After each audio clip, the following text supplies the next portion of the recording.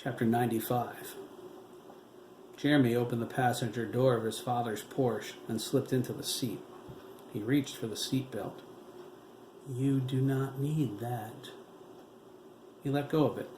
It wound back up.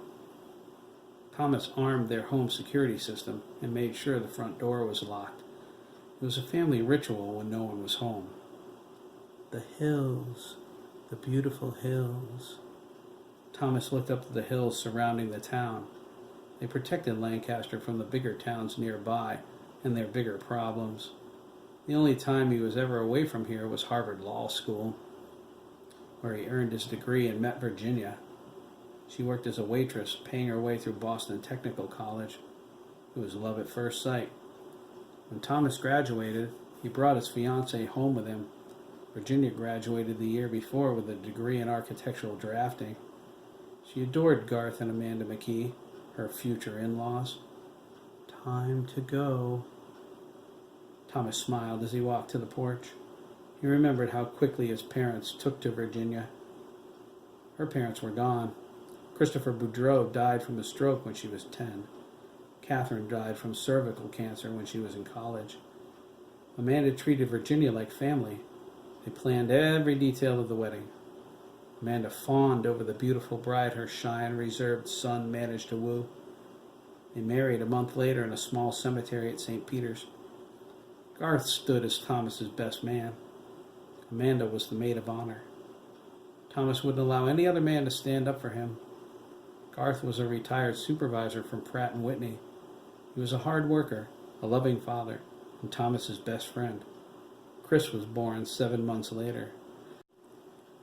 So many memories. Thomas worked for the public defender's office in Hartford early in his career.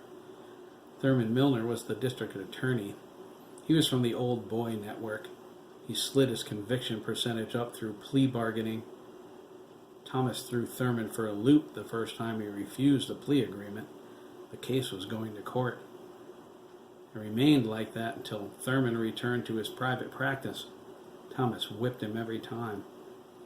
"I'm leaving office, McKee," Thurman said on the steps of the Superior Court. "Tired of getting your butt kicked, Thurman?" Thomas laughed. "You'd better believe it," Thurman replied, puffing a thick cigar. "To make sure you don't go after my old job, and I end up facing you as a prosecutor, I'll make it worth your while to come and work for me. How does a 6-figure salary sound to you, Thomas, to start?"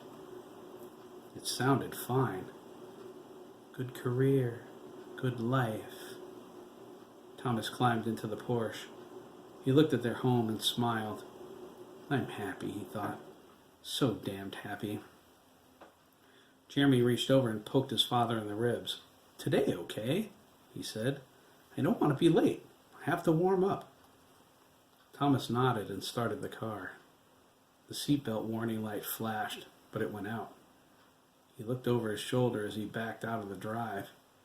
Jeremy held his glove in his hands. They were sweating profusely as his anxiety grew once again. It was always like this before a game.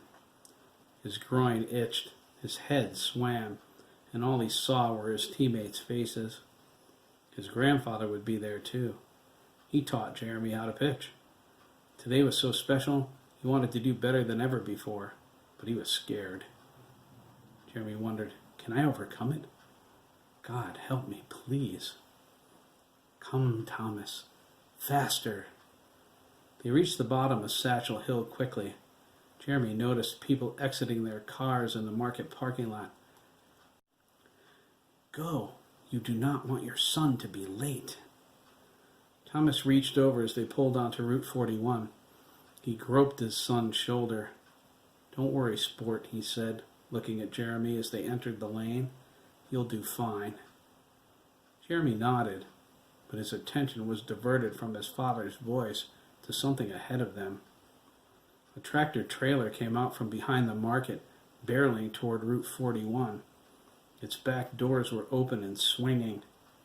At that instant, the mind link reestablished itself. Jeremy thought spoke, "Would you look at this idiot? He's going to cut right in front of us." Jeremy felt Craig's fear, the pain in his arm, and immediately became confused. Craig?